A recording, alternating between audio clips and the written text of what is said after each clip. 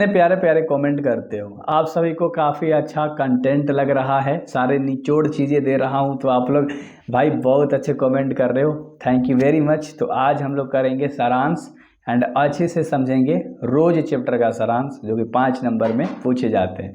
तो अच्छे से देखिए, एंजॉय कीजिए। रोज चैप्टर है और इसका करेंगे सारांश। उससे पहले ए इंट्रोडक्शन पार्ट है, अच्छे से आप चाहे एक बार देख सकते हो, ठीक है। यहाँ तक बहुत अच्छे तरीके से मैंने तैयार कर रखा है, वैसे मैंने करा दिया है यार, ठीक है। डिस्क्रिप्शन में जाके चेकआउट कर लो हिंदी वाले पे। देखो अब सारांश करेंगे इस चैप्टर का, रोज चैप्टर का, ठीक है। जिसके लेखक सचितानंद हीरानंद वात्सन आगे हैं।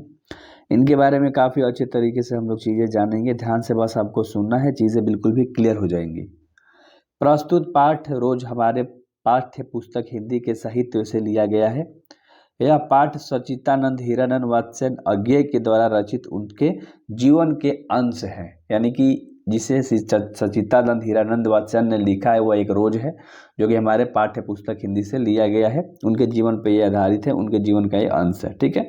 तो इस तरह से अच्छे से समझाऊंगा, बिल्कुल भी रिलैक्स रहो, चीज़ें बिल्कुल भी क्लियर हो जाएंगी। इस कहानी का प्रमुख पात्र मालती है, यानी कि मालती नाम की एक लड़की है जो कि मुख्य पात्र के अंदर, मुख्य रोल के अंदर है इस चैप्टर के अंदर। जो लेखक के दूर की बहन होती है, यह वही लड़की थी जिसके साथ लेखक का बचपन बीता। लेखक उसे सखी कहता और अधिक पसंद करता था। साथ खेलना, पढ़ना लिखना पसंद करते थे। मालती के विवाह के करीब 4 साल बाद लेखक उसके घर उसके मिलने जाता है। वह लेखक मालती के घर का रंग ढंग देखकर बहुत उदास हो जाता है। कौन? लेखक। जब मालती के घर 4 साल बाद जाता है शादी के, तो बेचारा देखकर उदास हो जाता है उसके घर की स्थिति को।